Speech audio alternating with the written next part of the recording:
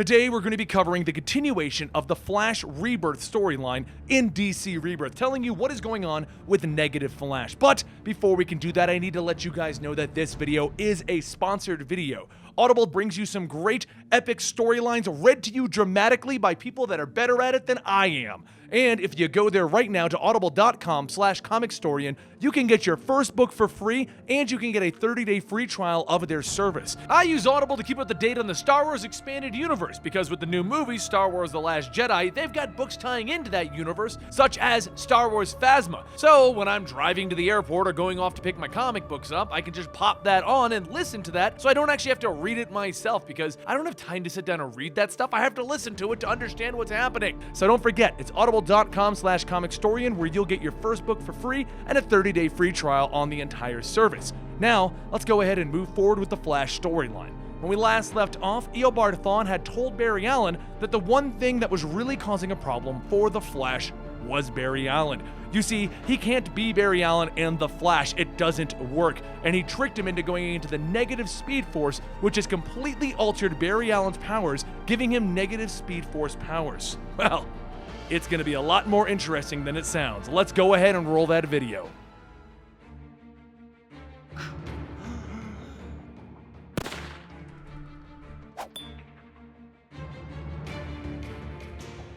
When we last left off, Reverse Flash had arrived and tricked Barry Allen into going into the negative Speed Force. When he returned, Iris West had discovered that he was in fact the Flash, and it was revealed that Barry Allen was the Flash's own worst enemy because of the fact that he had always ruined his own life. With this in mind, Flash beat down Eobard using the new negative Speed Force powers, and these new powers scared Iris to a point where she wanted nothing to do with Barry. Now, he's returned to Central City. In a house in the middle of nowhere, a phone is ringing, and a man picks it up. "How the hell did you find a landline in Central City, boss?" "Too many ears to the air. Thanks to my current predicament, we need to create a secure line." "That's the word, boss. I need you to send a message to our fast friend." "Understood. You want Central City to know who's in charge? You're cold-blooded, boss." "Ha, good luck catching them."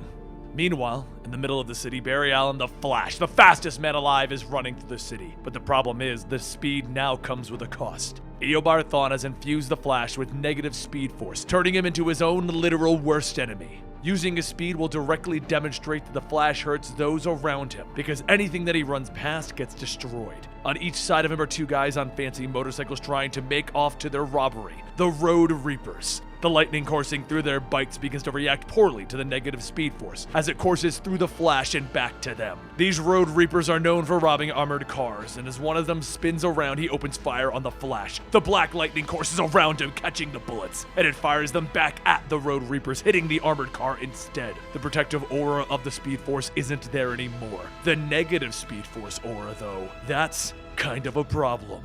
You see, it's ricocheting anything that touches the Flash, and it builds up the energy that hits him. With that, the Flash leaps up, grabbing the two guards so that they don't get hit by the bullets. The armored car is then hit by the black lightning, and it flips over, causing it to explode, and the Road Reapers ride off laughing. Well, that's one way to stop us, Flash. He stands up looking at the explosion, and the guards are both in shock. "You're the Flash, but your lightning destroyed our car." He looks through the fire, and he sees what he's done. He's dug a hole into the street, flipped over multiple cars, and he blew up streetlights. It all ended destroying the armored car. One of the guards turns to him.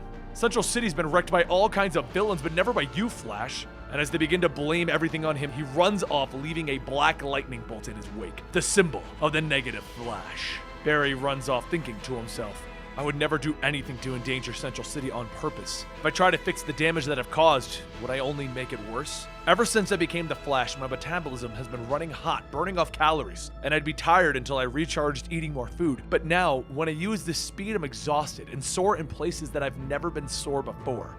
What did Thawne do to me?" Scared of what would happen if he ran again, Barry decides to walk to the nearby train and then to work.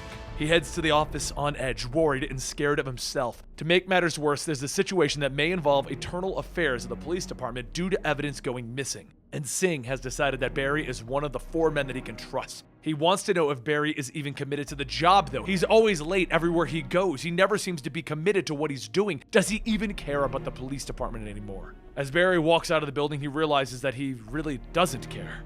And with that, he just starts to think to himself, The only thing that he cares about is talking to Iris, because ever since the Reverse Flash revealed that the Flash's secret identity was Barry Allen and he hadn't told Iris, he then became the Negative Flash, causing a slight spark between them, and it scared her. She walked off. She hasn't spoken to him since. As he's sitting there thinking about this, the Road Reapers come racing by him again, and he realizes they are at it for the second time today. Plus, it's right in front of the police department. How cocky can they be? He pulls out his flash ring, and the suit forms around his face, and he says, "Now I'm mad." And he races off, tearing up the streets as he runs. He gets right in front of them, and he uses the negative speed force to throw lightning, hitting the motorcycle, sending them spinning and exploding. He then stands in front of them. "You think you can actually run away from me in my city?" One of the Reapers looks at him. "We weren't running from you. We were running from him." And almost as if on cue, shrapnel lands in front of him. Flash looks at him. This is a monster made out of metal. Organic metal that has broken up pieces of destruction and wreckage. "Didn't think you'd stay in Central City when you escaped, Shrapnel. I'll just take you apart like your partners." And the Flash runs at him, flinging the negative speed force. It blows a piece of shrapnel away, and he reforms that section of his body. And then he looks at the Flash. "I thought the Reapers were hard to catch, but because of you, Flash, they're dead." And he flings his shrapnel pieces at everyone.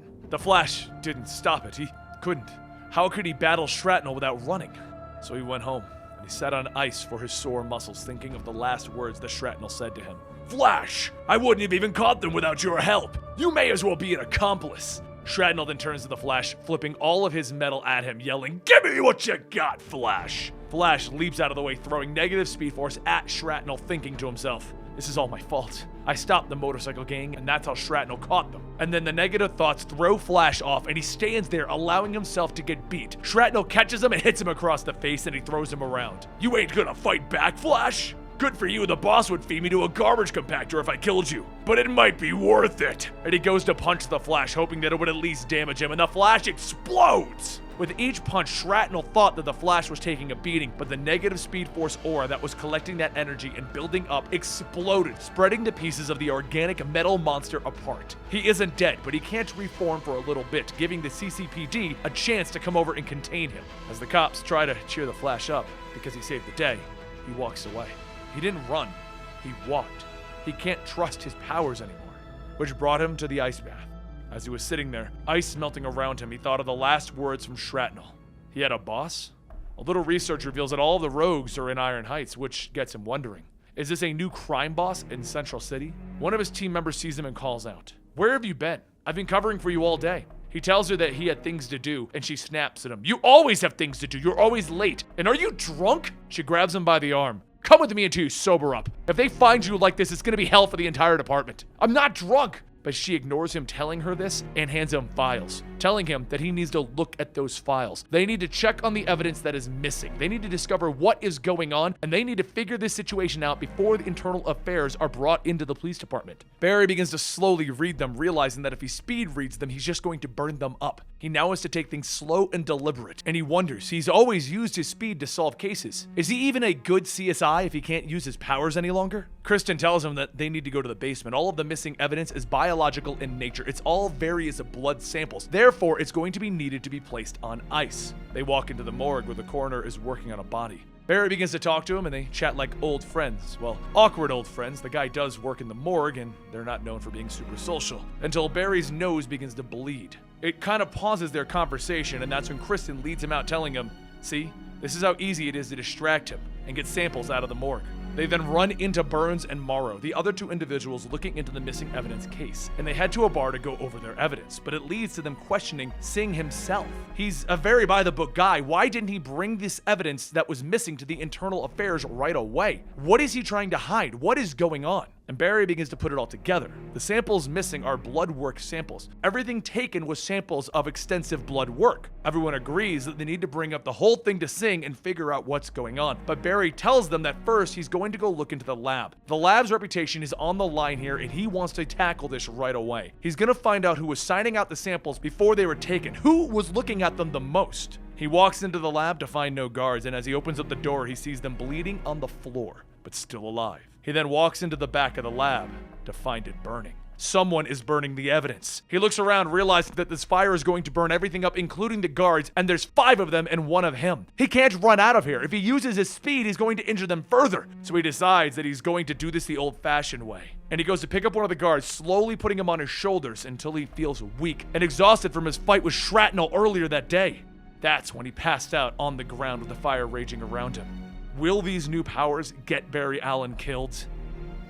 And there you have it, the first storyline for Negative Flash. Now, there already is another storyline going on, and it's really interesting. And before you ask, I have no idea where this ties into the timeline of DC Metal and Doomsday Clock, but I do hope that the Negative Flash storyline is going to last for a while, because I would like to see them explore the idea of the Flash being damaging to himself like this. You never know, though. With Doomsday Clock coming up, they may wipe it out very soon, in which case it's just another small little blip in the Flash's history. What do you guys think of the Negative Flash character in the comments down below? Let me know what you think about Negative Flash in this power set, because I would love to find out more about this and what he's going to do with it, and I really hope it doesn't go away. Check out right here for the rest of the Flash complete storyline. Right over here is going to be something recommended by YouTube. Somewhere on the screen's a subscription button where you can keep up to date on all of your favorite comic books and events going on right here at Comicstorian. Thank you, everyone who has been supporting us through all of these hard times at YouTube. And if you really want to show your support, then don't forget, audible.com/Comicstorian will get you your first book for free and a free month trial of their services. Like I said, I use it to keep up on the Star Wars books. Maybe you can do the same thing.